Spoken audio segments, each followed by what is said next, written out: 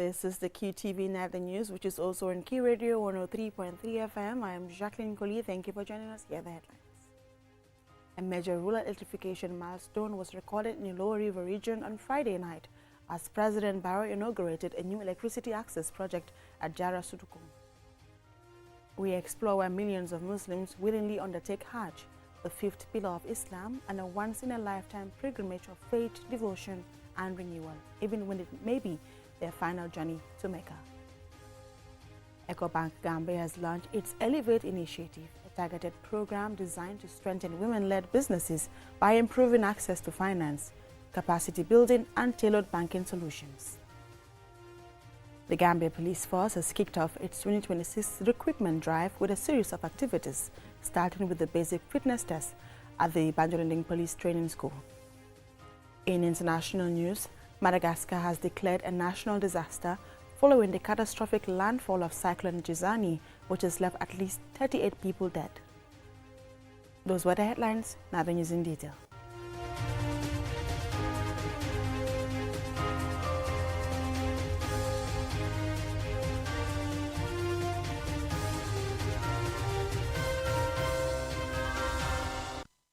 A major rural electrification milestone was recorded in the Lower River region on Friday night as President Barrow inaugurated a new electricity access project at Jara Sutukung, bringing reliable electricity to 53 communities across 6 districts in the region. Alusise reports. It was a celebratory atmosphere across the region, with jubilant crowds lining the highways from Sutukung, Barokunda and Dongoroba, among other communities, cheering the president as a show of appreciation of a fulfilled promise.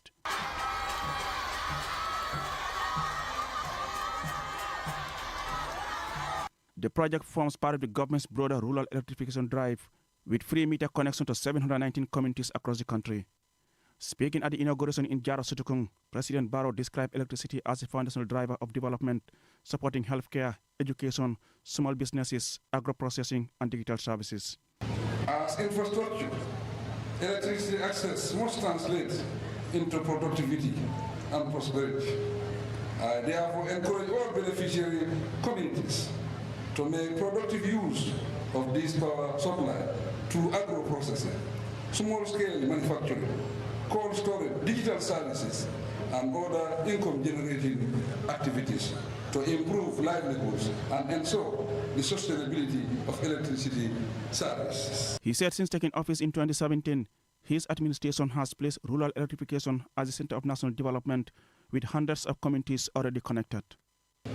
With regard to the remaining communities yet to be electrified nationwide, I am pleased to report that all have been identified, sober and fully prepared, with bills of quantities completed. My government is now aggressively mobilizing resources to ensure that every remaining community and household is electrified before the end of 2026. The Gambian leader thanked ECOWAS, World Bank, European Union and European Investment Bank for the partnership and trust in his government. I must stress that electricity infrastructure is a shared national asset. Communities must work closely with NAWEC to protect these facilities from vandalism and theft, ensuring that they continue to serve present and future generations. Governor of the region, Lamin Sidiba, National Assembly member Honorable Haruna Bari, and Chief Ansumana Kanaji all expressed gratitude to the government and partners for delivering the project, describing it as a transformation for rural communities. Reporting for QTV News, I am Aliou Cisse. Now every year, millions of Muslims travel to Mecca to perform Hajj, a spiritual journey of a lifetime. But for some, this sacred pilgrimage becomes their final journey. Tonight, we explore how faith can outweigh health risks and what drives Muslims to undertake this extraordinary journey. Babakar Sise tells us more.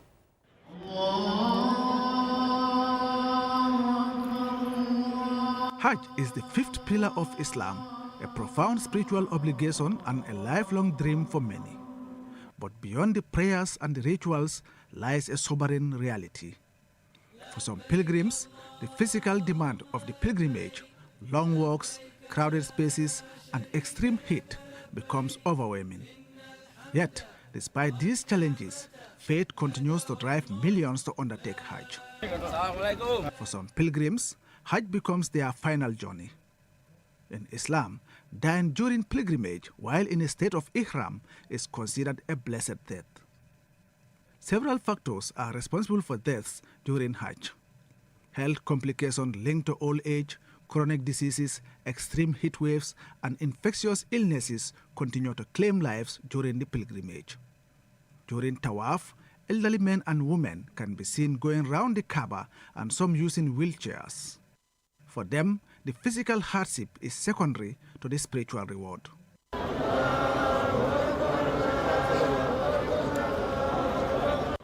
Age is one of the most significant factors behind deaths during Hajj. Some arrive with frail bodies, weakened by time, determined to fulfill a religious obligation before it is too late.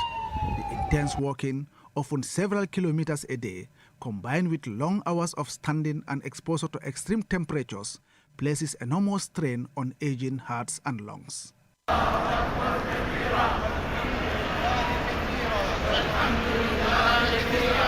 Chronic illnesses also play a major role.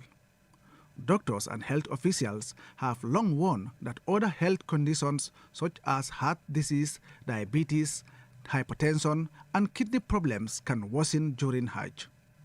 Yet, some pilgrims, driven by faith and fear of being declared unfit to travel, downplay or even conceal their medical conditions before departure. Under the scorching desert sun, where temperatures can exceed 45 degrees Celsius, dehydration and heat stroke become constant threats. For individuals with pre-existing heart conditions, extreme heat and physical exertion can trigger heart attacks or cardiac arrest. Saudi authorities have expanded cooling stations, drinking points, shaded walkways, mist sprays, and emergency medical services. These have greatly helped pilgrims while performing Hajj rituals and to reduce the risk. Infectious diseases remain a serious concern. With millions of pilgrims descending on the kingdom, respiratory infections can spread rapidly. Saudi authorities have responded with strict vaccination requirements and strengthened health protocols combined with major infrastructure improvements and crowd management systems have been put in place. Allahu Akbar, Allahu Akbar, Allahu Akbar. Yet, vulnerable individuals with weakened immune systems still face higher risks. For many families, when a loved one dies during Hajj, grief is mixed with a sense of spiritual consolation. In Islamic belief, dying during pilgrimage is often viewed as a blessed end, passing away in a sacred state in a sacred place. Some elderly pilgrims even express a quiet hope that their final breath will be taken in Mecca. Hajj remains one of the largest human gatherings on earth, a journey of devotion and endurance. Behind the white garments and the chants of Labbaika Allahumma Labbaika, it tests the body and for some becomes their final passage, a sacred reminder of life's fragility and the enduring power of faith. May Allah bless all the departed souls with the highest place in Jannah. Babakar Sise, QTV News. EcoBank Gambia has launched its Elevate initiative, a targeted program designed to strengthen women-led businesses by improving access to finance, capacity building, and tailored banking solutions to drive sustainable growth and economic empowerment. Julden Jai attended the launch on Friday, and she now reports. For many women operating small and medium-sized enterprises in the Gambia, access to finance continues to hinder growth. From market traders to established business owners, limited capital and structured support often restrict expansion and sustainability. That narrative is set to shift as EcoBank Gambia launches Elevate initiative. Elevate targets 4 key areas critical to women-owned businesses. It promotes access to finance through tailored financial solutions, strengthens market linkages and information flow, creates networking opportunities with peers and mentors, and builds capacity through training and skills development to support long-term growth. Alaji Bai Sise, Head of Commercial Banking at EcoBank Gambia, outlined the bank has designed solutions tailored to the realities and challenges faced by women entrepreneurs. The other thing also that we are trying to do is to make sure we created a market called My Trade Hub. Now, anyone that is staying in the Gambia, you have an access to trade in 33 countries in Africa. That's what we are calling access to that market. Now, once you're onboarded, your products can be displayed in all these countries, and that's where we're heading. The other thing also, these networking opportunities is something that we are doing, but we want to do it much more better and much more organized. Going further, in every quarter there'll be a session where you'll come together and share your thoughts and experience. This is what we're about to do. John Nyaba is the Executive Director of EcoBank Gambia, while Fatou Sinyang Megan holds the position of board chairperson. You can take up to like $50,000 with that collateral from EcoBank, as long as you meet certain conditions, i.e., as long as the business is viable, we can support you up to that amount with that collateral. So be rest assured, EcoBank is here to support you. And the interest rate is also going to be very flexible, not the regular, high-level commercial interest rates. This is not charity. This is investment. Investment in the segment of society proven to deliver inclusive and sustainable development. Our theme today, empowering women, elevating opportunities, beautifully captures the spirit of this initiative. Nafi Bari, president of the Gambia Women's Chamber of Commerce, called the platform a timely boost for women entrepreneurs. When women succeed in business, families become more secure, communities become more resilient, and the nation becomes stronger. Minister for Gender, Children and Social Welfare, Fatou Kinte, officially launched the Elevate initiative. By strengthening women's access to finance, improving their business capacity, and expanding their participation in the formal economy, initiatives such as Elevate directly contribute to macroeconomic stability, private sector growth, job creation, poverty alleviation, and digital transformation. At the Ministry of Gender, Children and Social Welfare, we continue to strengthen the institutional and policy environment necessary for women's advancement.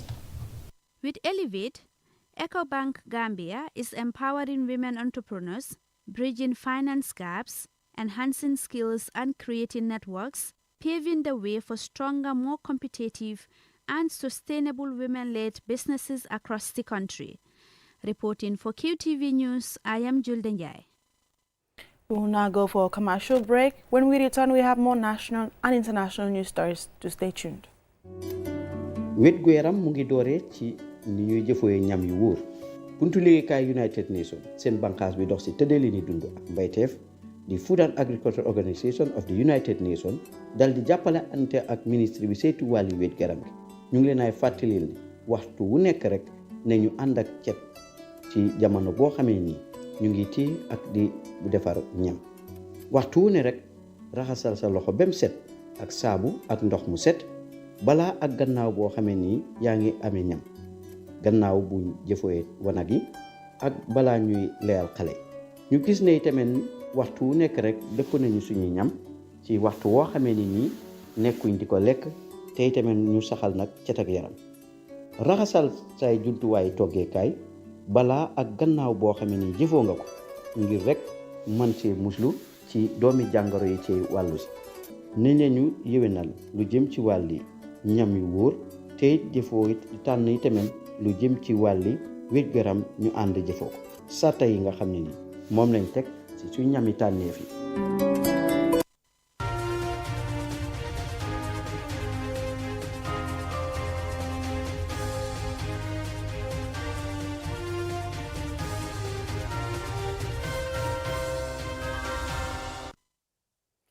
Welcome back. You're watching QTV News and I'm Jacqueline Colley. The Gambia Police Force has launched its 2026 recruitment drive, kicking off with the basic fitness test at Banjulinding Police Training School. Loliam Kamara has the details. The fitness assessment gives aspiring police officers the chance to prove their physical ability through structured exercises designed to measure strength, endurance, and agility. Officials say all applicants must pass the test alongside a written entrance exam, medical screening, personality and character evaluation, and an interview. Commissioner Lamin Manka, the commandant of the Banjulindi Police Training School, emphasizes the significance of the BFT. Yesterday we did the physical examination, and today we are doing the BFT. So the BFT is one of the processes, because from here they are going to also go into another process that we call the medical examination. So like indicated before, the candidates will have to go through a series of examinations before they can qualify in joining the Gambia Police Force. Police duties require strong physical resilience, from chasing suspects and controlling crowds to conducting long-foot patrols. Ensuring recruits meet minimum fitness standards is crucial to building a capable, responsive, and effective police force. Musa Player, Chief Superintendent of Gambia Police Force, elaborates on how physical readiness corresponds with operational effectiveness. We are embarking on a selection. It is important we take not only those that have the cognitive knowledge, but also those that have the physical ability. So in doing that, we have engaged them on a physical assessment that we call the BFT. And for today's test, male candidates are required to cover a distance of 3 kilometers within 15 minutes. And that of the female candidates are required to cover a distance of 2 kilometers within 12 minutes. Superintendent Fai commended the candidates for their professionalism and discipline throughout the fitness test, noting their positive conduct and commitment to the process. So when it comes to the candidates, the comportment was really high, was that they are really ready to face the BFT. And looking at how exactly they were on it, on the running on the tar road, running up to the school, you can see that these people really need this job and ready also to serve their country, the Gambia. The fitness testing forms part of a wider recruitment, training and capacity building strategy within the Gambia Police Force. It reflects an expanded recruitment drive that integrates modern training methods, placing equal emphasis on physical readiness, academic competence, and psychological evaluation. The Gambia Police Force officially launched its 2025-2026 general recruitment exercise for police constables in late December 2025, with applications accepted through early January 2026 and ending on the 5th of January 2026. For QTV News, Loliam Kamara. Coming up next is international news.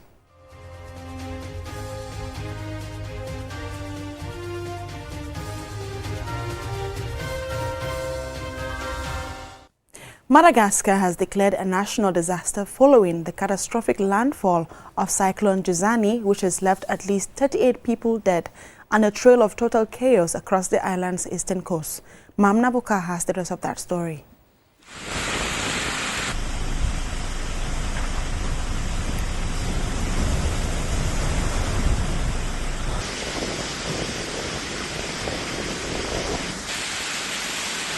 The storm slammed into the country's second-largest city, Tomasina, on Tuesday, with initial assessments from the National Office for Risk and Disaster Management indicating that the impact was among the most intense recorded in the satellite era. Reports indicate that 75% of Tomasina, a city of 500,000 people, has been destroyed, littered with downed power lines, uprooted trees, and the wreckage of over 18,000 homes. The town has long advertised itself as a tourist destination. Emergency responders shared that the majority of fatalities, which is currently at a count of 38 people, occurred as buildings collapsed under the weight of the wind and rain.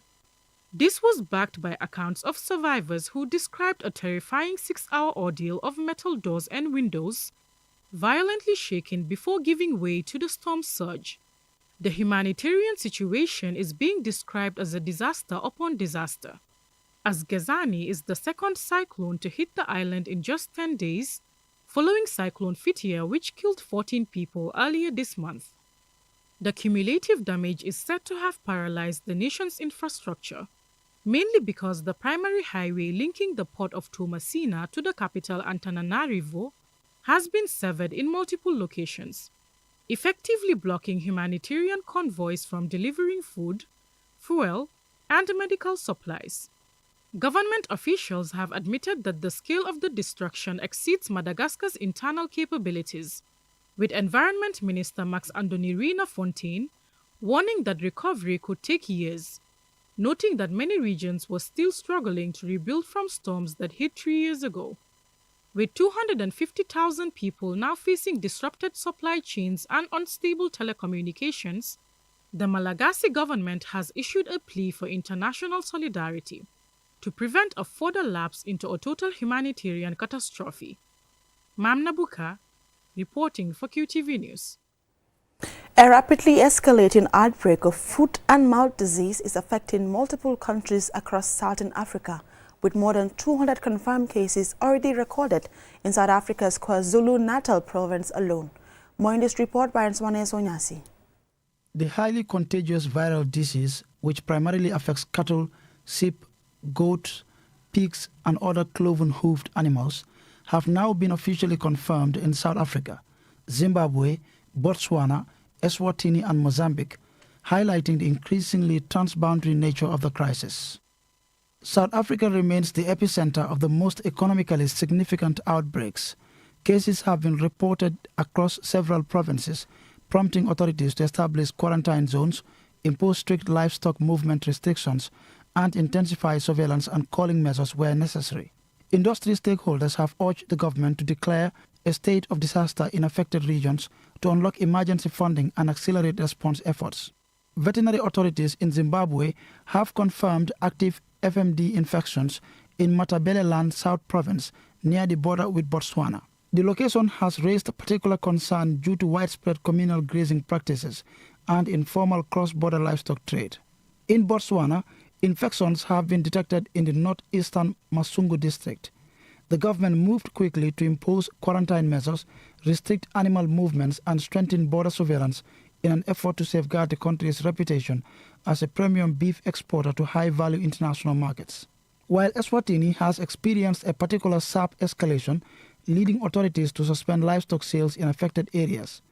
Officials have described the situation as approaching crisis levels, with serious implications for meat exports, rural incomes, and national food security. And Mozambique has reported confirmed cases in the Moamba district, Maputo province. Foot and mouth disease is regarded as one of the world's most economically damaging livestock diseases.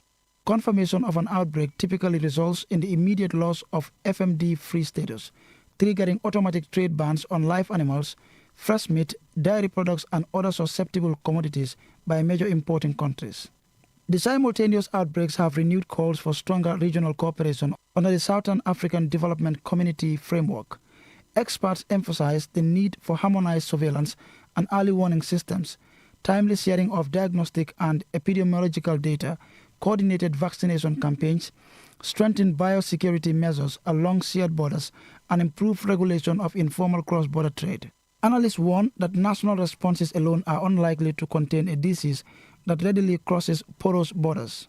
Without decisive collective action, the current wave of FMD outbreaks risk entrenching prolonged trade disruptions, weakening livestock-dependent livelihoods, and undermining the resilience of South Africa's food and agricultural systems at a time of already heightened economic and climate-related pressures. Answane Sonyasi for KTV News. And before we end, here's a recap of the headlines. A major rural electrification milestone was recorded in the Lower River region on Friday night as President Barrow inaugurated a new electricity access project at Jara Sutukung.